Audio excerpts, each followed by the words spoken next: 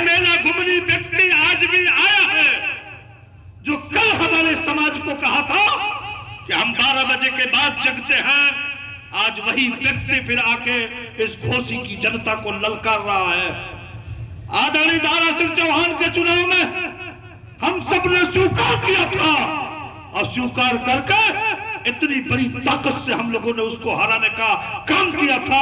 तो उत्तर प्रदेश की हुकूमत और दिल्ली की हुकूमत दोनों बैठकर मंथन करने पे मजबूर हो गई थी। ये दिल्ली कौन, ये घोसी कौन, ये दिल्ली की सरकार को भी हिलाने का काम कर दिया है। ये घोसी की सरजमीन, ये दिल्ली के लोगों ने भी मंथन करने की चर्चा शुरू हो गई थी। साथियों, आज वही घोसी के लोग, फिर हम लोग वही ललकारने वाला व्यक्ति जिसको हमारे शब्दों में मेला घूमनी कहा जाता है, उसने घूमा पहले बनारस के रुदलपुर, उसने घूमा फिर शिवपुर, उसने घूमा जाके बांसडी के बाद आया था मऊ, मऊ के बाद जहूराबाद, न जाने कितनी जगह घूमते घूमते फिर आज आपके बीच में आया है। और यह इस बात को लेकर नहीं आया कि आप हमको एमएलए एमपी बना दो, हम इस इलाके में विकास का जिंदा बढ़ावा देंगे। वह यह बात कह रहा है कि आप समाजवादियों को लूट लो, समाजवादी जनता को लूटो, इस इलाके के मतदान को लूटो, इस इलाके के मत को लूटो। अब परसों उसने कहा अगर जाती हुई समाजवादी पार्टी की गाड़ी है उसके धन को लूट लो।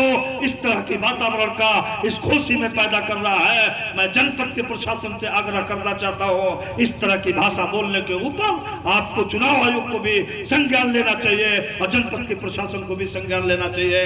आप समाजवादियों को ललकारो मत, हम हिंसा को बर्दाश्त नहीं करते, हम हिंसा को बर्दाश्त नहीं करते, हम अनुशासित लोग हैं, हम किसी तरह की कोई बात नहीं कहेंगे। मगर इस तरह के शब्दों को कहने वाले को 1 तारीख को हम अपने वोट की ताकत से इतना जवाब दे देंगे कि फिर यह लगातार मंथन करेंगे, चिंतन करेंगे।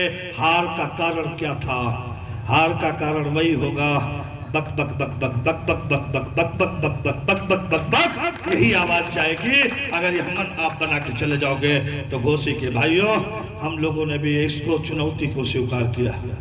ताक रहे थे सब लोग सुधाकर सिंह साहब को, मैंने नहीं उनकी बात की तरफ कहा। कल जिस तरह रानीपुर में कैंपेन किया है उन्होंने, रानीपुर की पूरी एक तरफ की आवाज को तोड़ दिया और समाजवादी पार्टी की पलटन की साइकिल की तरफ जोड़ने का काम किया।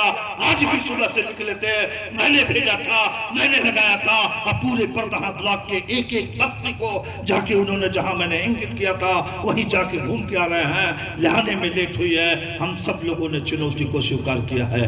अगर चुनौती को स्वीकार किया है तो आपकी थोड़ा खामोशी से हमको डर लगता है। आपकी न ताली बजी, न आपकी जबान से नारा लगा, न आपका हाथ उठा। आखिर में यह बात संदेश कैसे देना चाहते हो कि हम लोग अभी जिंदा हैं, हम जनेश्वर जी की संतान हैं, आदरणीय मुलायम सिंह यादव जी की संतान है, अखिलेश यादव की पलटन के सिपाही है, राहुल गांधी की पलटन के सिपाही है, सोनिया गांधी की पलटन के सिपाही है, श्री प्रियंका गांधी की पलटन के सिपाही है। हम वो सिपाही हैं, हर चैलेंज को स्वीकार करते हैं, हर तरह की परिस्थिति को स्वीकार करते हैं। हम कभी झुकने वाले नहीं, हमें कभी डटने वाले लोग हैं, हम कभी पीछे मुड़ के ताकने वाले लोग नहीं है। तब तो लगेगा कि आप कभी जिंदा दिल का सबूत देने वाले हो। साथियों, राजू राय के चुनाव जीतने का सवाल नहीं। मैं यही बात लोकसभा विधानसभा के चुनाव में भी कहा था, सुधाकर का चुनाव एमएलए बनना कोई जिंदगी का मकसद नहीं। कई बार एमएलए बन चुके, मगर चुनौती को हम सब स्वीकार करते हैं। किसी ने चुनौती दिया था, हमने चुनौती को स्वीकार किया था। इस बार भी चुनौती दिया है, हम चुनौती को स्वीकार करते हैं। इतनी बड़ी ताकत से आप जिता देना, इतने बड़े मतों से जिता देना, इतना बड़ा वोट डाल देना, इससे बड़ी भी धूप पड़ेगी, इससे बड़ा भी तूफान आएगा, प्रशासन की लाठी बढ़ेगी, प्रशासन का उत्पीड़न बढ़ेगा, धूप का तूफान आएगा।